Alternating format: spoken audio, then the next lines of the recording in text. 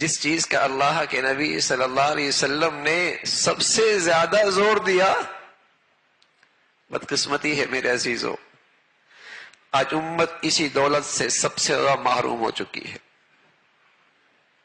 اجتماعیت۔ خود غرضی اور خود پسندی، خود غرضی اور خود پسندی اجتماعیت کے لیے زہر قاتل ہے۔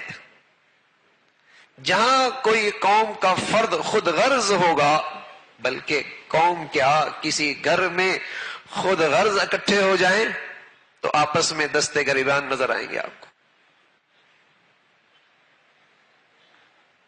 آپس میں دستے گریبان نظر آئیں گے۔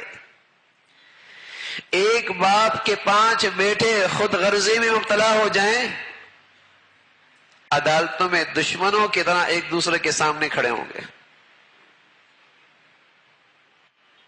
خود غرضی اور خود پسندی کہ اپنے آپ کو بالا تر سمجھنا، بہتر سمجھنا، یہ اجتماعیت کے لیے زہر قاتل ہے۔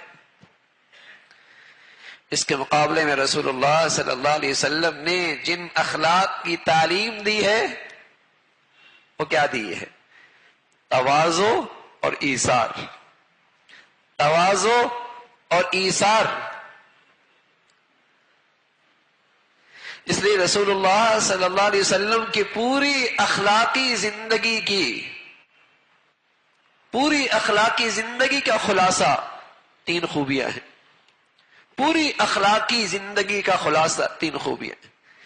رسول اللہ صلی اللہ علیہ وسلم فرمایا کرتے تھے، صل من قطعک واعف عن من ظلمک واعطِ من حرمک، جو تجھ سے توڑے تو اس سے جوڑ لے۔ یہ متکبر شخص نہیں کر سکتا، یہ خود پسندی کا مریض نہیں کر سکتا، یہ متواضع شخص کر سکتا۔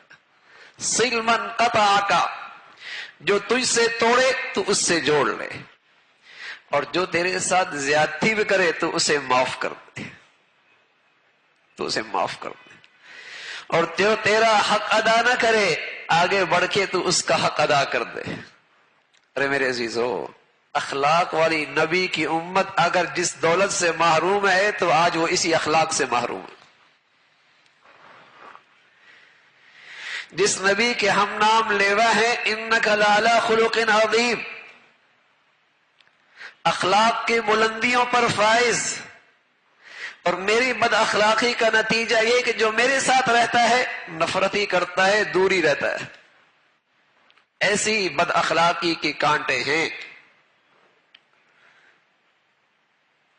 اخلاق ایک ایسی چیز تھی، تواضع اور ایثار، اس سے اجتماعیت برقرار رہتی تھی۔